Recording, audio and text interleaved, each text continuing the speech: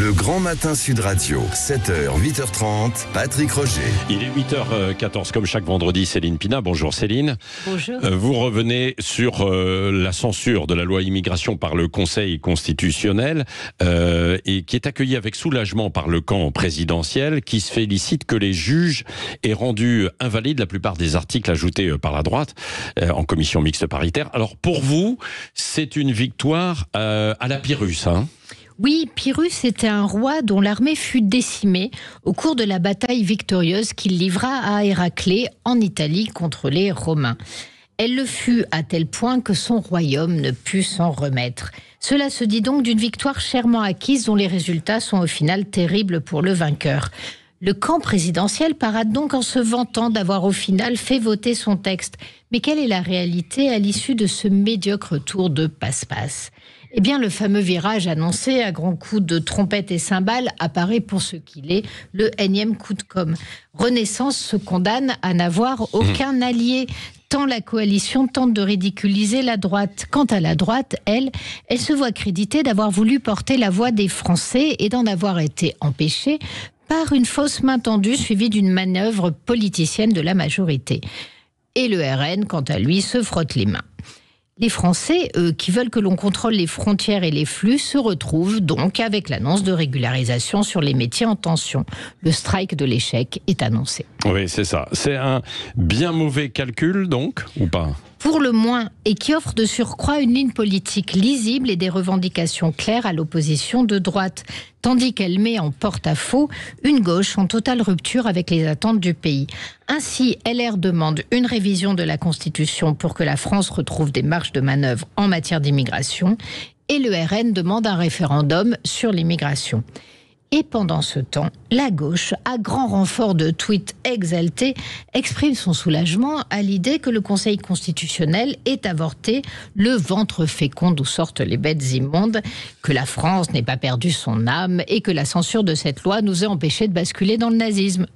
Certes, le ridicule ne tue pas, mais la posture est d'autant moins crédible que dans le même temps, placés face à de véritables admirateurs d'Hitler, que sont les terroristes du Hamas, et à leurs abominations dignes de la Shoah par balle, une partie de cette gauche qualifie de résistants ceux qui pratiquent les méthodes des nazis. Difficile donc de croire en la sincérité de leur dénonciation, et comme le gouvernement, cette gauche prend également les Français pour des imbéciles sans s'en cacher. Mais la matière qu'elle manipule est bien plus dangereuse et inflammable. Bon, c'est une parenthèse. Je ne sais pas s'ils sont tous admirateurs quand même d'Hitler, comme vous l'avez dit. Mais bon, voilà, c'est dit par certains. La suite du quinquennat, alors d'Emmanuel Macron, dans ces conditions, est quand même bien mal parti, hein, non ? Alors, pour les terroristes du Hamas, je vous garantis qu'ils sont des admirateurs d'Hitler et que c'est vraiment dans leur charte. Mais pour le quinquennat d'Emmanuel Macron, ben oui, c'est pas un scoop que de dire qu'il est déjà dans le mur. Mais là, la collusion entre la colère des agriculteurs et la censure de la loi immigration a de quoi alimenter la méfiance envers un gouvernement qui paraît totalement déconnecté des réalités que vit son peuple. Or, la situation est facile à comprendre, mais si elle est facile à comprendre, elle est d'autant moins facile à accepter. Les agriculteurs, par exemple, croulent sous les normes au nom de la sécurité alimentaire et voient dans le même temps les importations être exemptées des mêmes obligations. Quant à la censure de la loi immigration, alors que les problèmes de régulation sont réels, elle interroge la volonté à agir du gouvernement. Par ces manœuvres assez grossières, le « en même temps » vire au n'importe quoi. Et ce président sans majorité s'est mis à dos ses alliés potentiels. Au Parlement, tout en prenant les Français pour des imbéciles de manière extrêmement virile. On peut en être sûr, la suite ne va pas être un long fleuve tranquille. Merci Céline Pina. On revient sur la décision du Conseil constitutionnel, avec vous aussi Guillaume Bigot, vous êtes avec nous. Vous nous disiez ce matin que le Conseil avait étudié, au-delà de l'interprétation après politique qu'il peut y avoir, sur la forme aussi, pour voir si ces textes étaient conformes ou pas, et si la loi pouvait être appliquée, hein. C'est la base de la base, c'est-à-dire que toute cour constitutionnelle, enfin toute cour de justice, j'allais dire, a une jurisprudence et doit respecter sa propre jurisprudence. Donc ils n'allaient pas se contredire eux-mêmes d'une certaine façon, ni contredire la lettre de la Constitution. Bon, ça c'est le premier point. Ensuite, évidemment, ils ont quand même depuis l'affaire de la saisine par 60 députés, 60 sénateurs, ça avait été décidé par Valéry Giscard d'Estaing au milieu des années 70. Le Conseil constitutionnel a pris vraiment une dimension politique qu'il n'avait pas au départ. Au départ, c'était vraiment des professeurs de droit qui avaient été installés par les rédacteurs de la Constitution de la 5e, Monsieur Debré et le général de Gaulle. Ils étaient là pour interpréter la Constitution de manière purement juridique et en réalité souvent pour défendre le point de vue de l'exécutif, et c'est tout. Et ensuite, avec 60 députés, 60 sénateurs, ça a commencé à mettre de la politique, puis il y a eu la construction européenne, la signature de plein de traités, etc. Et ces juges ont commencé à devenir des juges un peu à l'anglo-saxonne. Oui. Ils sont pris un peu pour une cour suprême, et ils se sont appuyés sur ces traités pour, d'une certaine façon, mettre un peu sous tutelle, sous curatelle le politique, en disant, bah non, vous faites plus ce que vous voulez maintenant, il y a la construction européenne, il y a les traités, la Convention européenne des droits de l'homme, la Charte des Nations Unies, etc. Donc on vous laisse un champ de décision le plus petit possible. Oui.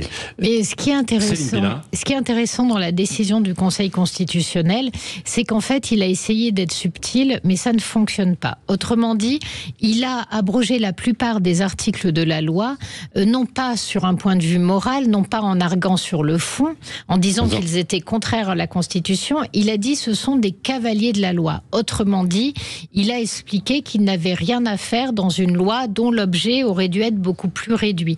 Donc, il les a retoqués parce que l'objet n'était pas conforme, mais pas parce qu'ils étaient contre la Constitution. Là-dessus, il y a une subtilité qui fait que le gouvernement ne peut pas se targuer d'avoir eu moralement raison, parce que ce n'est pas ce que dit le Conseil constitutionnel, et qui fait que le Conseil constitutionnel renvoie aussi tout le monde à ses responsabilités en disant maintenant, si vous voulez faire passer ces dispositions, vous faites une loi ad hoc. Oui. Ce qui est très compliqué pour le gouvernement. Je ne suis pas tout à fait d'accord avec ça. Hein. Oui. Parce qu'en fait, bon, il y a d'abord un vieil adage du parlementarisme britannique qui dit le Parlement britannique peut tout faire sauf changer un homme en femme. Enfin, encore que par les temps qui courent, c'est tout à fait possible. Mais surtout, donc la loi peut tout. Oui, la loi peut tout. Donc le Conseil constitutionnel, c'est-à-dire des juges, ne peuvent pas dire à la place de la loi ce que veut la loi. Or, c'est bien ce qui se passe d'une certaine façon. Quant à se cacher derrière... La notion de cavalier législatif est une notion qui existe dans la loi. La notion, voilà, c'est ce que j'allais dire, ça existe, ça. Ah non, mais sauf que c'est la loi. Enfin, on peut pas dire le cavalier législatif. Qu'est-ce que ça veut dire? Ça veut dire ils ont mis dans une loi quelque chose d'autre qui devrait que ce qui devrait s'y trouver. Mais après tout, puisque c'est eux qui font la loi, ils ont le droit de mettre le contenu qu'ils veulent de la loi d'une certaine façon. Oui, mais donc je suis pas tout à fait d'accord. C'est plutôt une interprétation très morale en définitive de dire il y a les droits individuels qu'on va sacraliser, plus rien ne peut exister tel que l'intérêt général ou la volonté du peuple, soit par référendum, soit à travers la volonté du Parlement. Et donc nous, juges, on va utiliser des règles pour dire attendez, les droits individuels... Nous poursuivons dans un instant avec vous, Céline Pina, Guillaume Bigot. On va continuer, tout en parlant aussi des agriculteurs, mais on va y revenir bien sûr aussi sur cette décision du Conseil constitutionnel qui fait beaucoup réagir. Elle l'aurait fait davantage s'il n'y avait pas eu aussi la crise des agriculteurs. Elle aurait fait toutes les unes, même si c'est encore la une, par exemple, du journal Le Parisien ce matin, où Laurent Wauquiez demande un référendum sur ce sujet.